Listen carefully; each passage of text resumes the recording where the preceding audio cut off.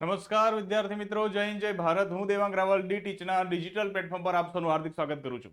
આજના વિડીયો લેક્ચરની અંદર આપણે સોલ્વ કરવાના છે ધોરણ 12 જુલાઈ 2022 ની અંદર પૂછાઈ ગયેલ અંગ્રેજી વિષયનું પ્રશ્નપત્ર અને તેનો સેક્શન એ. તો ચાલો શરૂ કરીએ. સેક્શન એ ની અંદર સૌપ્રથમ આપણને 4 માર્કમાં ટ્રુ ફોલ્સ આપે છે. તો ચાલો ચેક કરીએ કે વાક્યો સાચા છે કે ખોટા. પહેલું વાક્ય છે music helps in balancing our brain. કે મ્યુઝિક શું કરે છે? મદદ કરે છે. શેમાં મદદ કરે છે? આપણા બ્રેઇનને બેલેન્સ કરવા માટે. એટલે ઘણીવાર આપણે નથી વિચારતા કે આપણો મૂડ ન હોય તો આપણે ગીત સાંભળીએ તો એકદમ આમ મેલોડિયસ સોંગ સાંભળો તો આપણે રિલેક્સ થઈ જઈએ. તો આ એકદમ સાચું વાક્ય છે કે મ્યુઝિક છે ખરેખર મદદ કરે છે આપણા માઇન્ડને શાંત કરવા માટે પણ. બીજો પ્રશ્ન છે the real purpose of education is to imitate anybody. Imitate નો મતલબ થશે કોપી કરવું. એજ્યુકેશનનો સાચો મતલબ જ એ છે કે બધાને કોપી કરવું નહીં. એજ્યુકેશનનો સાચો મતલબ શું છે ખબર છે તમને? To be yourself. તમે જેવા છો તેવા બનો. એ એજ્યુકેશનનો સાચો મતલબ છે, કોપી કરવો નહીં. એટલા માટે આ વાક્ય આવશે ફોલ્સ. ત્રીજું વાક્ય છે the customer is much aware about technology. Can you still love માંથી પ્રશ્ન લીધો છે, ત્યાં આપણને કીધું છે the customer is not much aware. Customer એટલો બધો અવેર છે નહીં, જાણકાર નથી ટેકનોલોજીનો. એટલા માટે વાક્ય છે ફોલ્સ. ત્યાર પછી workers R just like slaves but they think that they are great. તો આ વાક્ય ખોટું છે. જો આ વાક્ય તો એક જ છે પાઠની અંદર, પણ વર્કર્સ ક્યારેય એવું નથી વિચારતા કે તેઓ મહાન છે. એટલા માટે અહીંયા વાક્ય શું આવશે? ફોલ્સ આવશે. ક્લિયર? ચાલો ત્યારબાદ આગળ જોઈએ. નિયરેસ્ટ મિનિંગ આપેલા છે, 3 માર્કમાં પૂછાય છે. જોઈએ. પહેલું છે ફેધમ. ફેધમનો મતલબ થશે સમજવું. સમજવું. પઝલિંગ નો મતલબ થશે કોયડારૂપ. કન્ફ્યુઝન પણ કહેવાય, મૂંઝવણ પણ કહેવાય. અન્ડરસ્ટેન્ડ નો મતલબ થશે સમજવું. કન્ફ્યુઝન નો મતલબ થશે મૂંઝવણ. ક્લિયર નો મતલબ થશે ચોખ્ખું અથવા સ્પષ્ટ. કોઈ મૂંઝવણ જ ન હોય તો કેવા હોય? એકદમ સ્પષ્ટ. તો અહીં આપણને ખ્યાલ આવી ગયો કે નિયરેસ્ટ મિનિંગ તરીકે શું આવશે?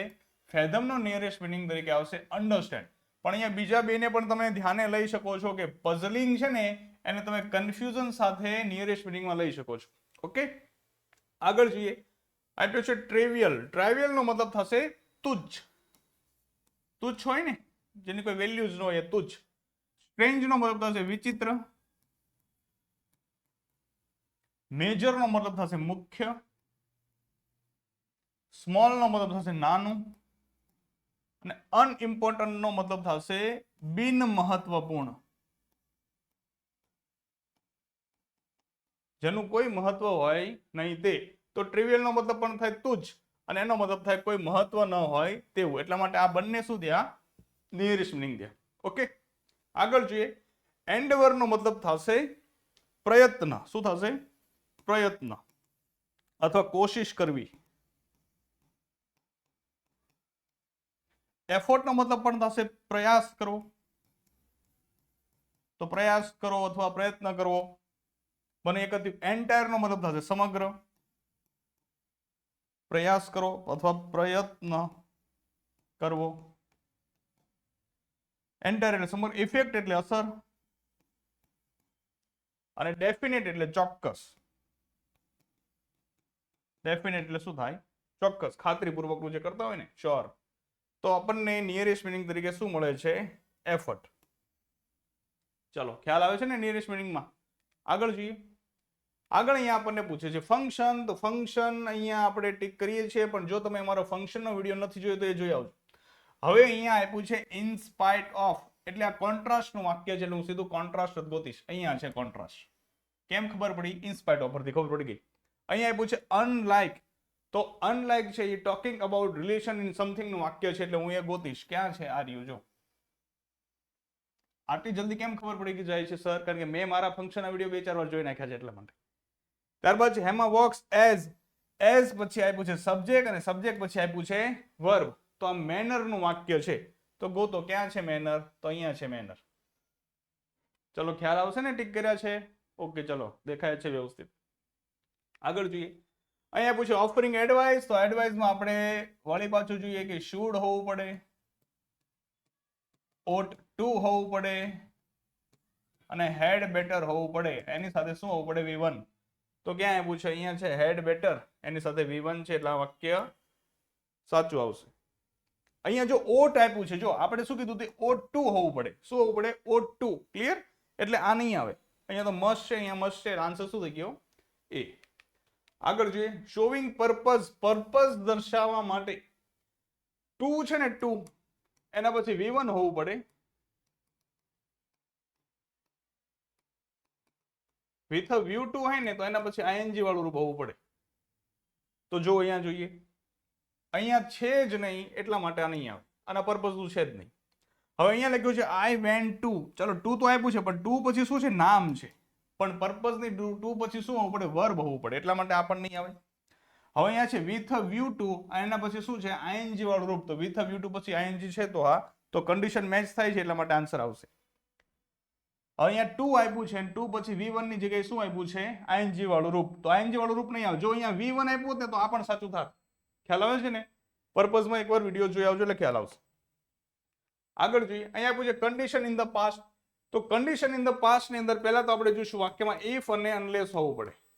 આ ન હોય, જો કે હશે તે ફરજિયાત, તો શું આપેલું? હેડ આપેલું હોય. શું આપ્યું હોય? હેડ. તો હેડ સૌથી આગળ શરૂઆત થાય ને, અહીંયા આપ્યું છે ને, તો એની ભૂમિકા છે તે ભજવતું હોય છે.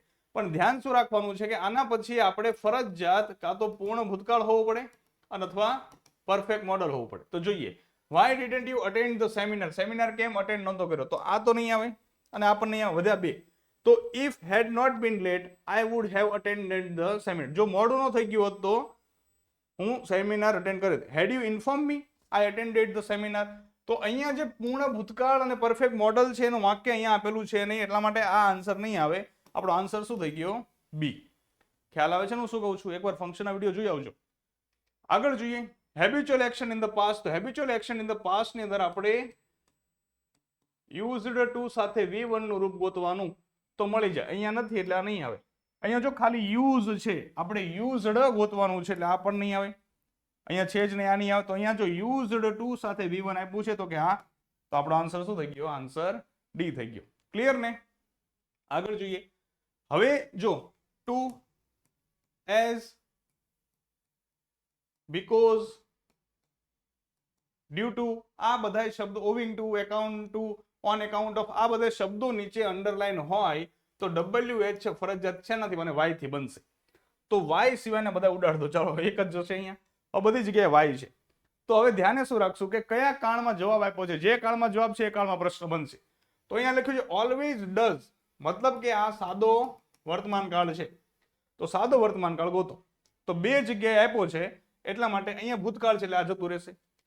હવે એક વાત એ ધ્યાન રાખવાની કે જેના નીચે અંડરલાઈન હોય એ જવાબમાં ન હોવું પડે.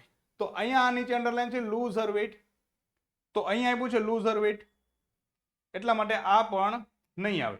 તો આપણો આન્સર શું થઈ ગયો? એકદમ પરફેક્ટ, સી થઈ ગયો. ખ્યાલ આવે છે ને? MCQ આવી રીતે સોલ્વ કરશો તો આરામથી સોલ્વ થઈ જશે અને કોઈ પણ કન્ફ્યુઝન વગર. અને બહાર આવીને તમે કહેશો સેક્શન એમાં 18 માંથી 18.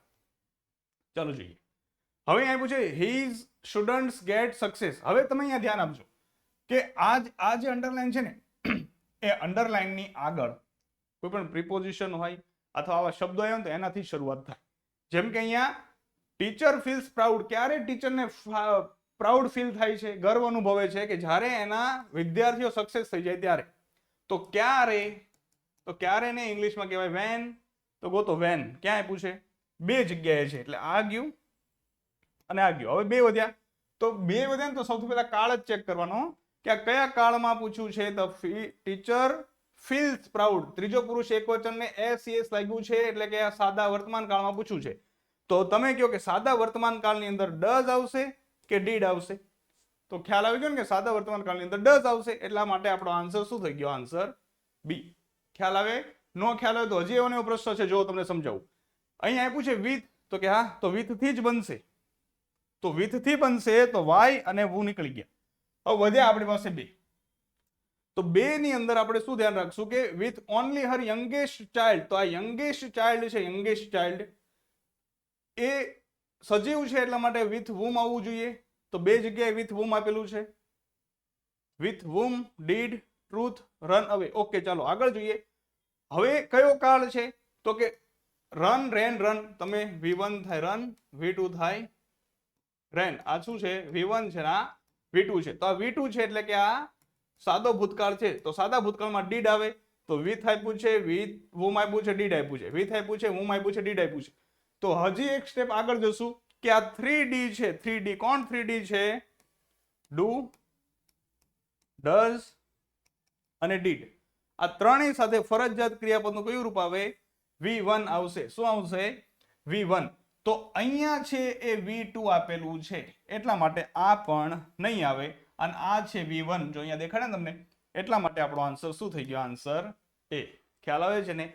એકવાર તમને ટેન્સ આવડી ગયા ને બારે બાર, તમને બધું જ ઇંગ્લિશ ગ્રામર શીખવાડી દેવાની જવાબદારી મારી. અને બધા ટેન્સના વિડીયો યુટ્યુબ ઉપર અને એપ્લિકેશન ઉપર આપણે મૂકી દીધા છે. એકવાર જોયા હો શાંતિથી અને એની ટેસ્ટ આપો એટલે ખ્યાલ આવે કે કેટલું આવડે છે. આગળ જોઈએ. હવે અહીંયા લખ્યું છે 7. 7 ને ગણી શકાય? હા, 7 તો ગણી શકાય. તો હાઉ મેની? તો ગોતો ક્યાં છે હાઉ મેની? તો અહીંયા નથી અને અહીંયા નથી, તો બે જગ્યાએ છે. How many, how many. Colours, colours. ફેર ક્યાં પડે છે? અહીંયા આપ્યું છે વેર ને અહીંયા આપ્યું છે આર. તો આપણે કાળ જોવું પડશે ને. તો અહીંયા શું આપ્યું છે? આર આપ્યું છે ને. તો કયો આન્સર આવશે? ખ્યાલ આવી ગયો ને તમને? તો અહીંયા નહીં આવે. કેમ? કારણ કે વેર આપ્યું છે. જે કાળમાં જવાબ લખ્યો છે એ કાળમાં પ્રશ્ન આવે, જે કાળમાં પ્રશ્ન હોય એ કાળમાં જવાબ બનશે. સમજાય છે ને? ઓકે, ચાલો. હવે આપણી એપ્લિકેશન છે ડીટીચ, એને તમે ઇન્સ્ટોલ કરો.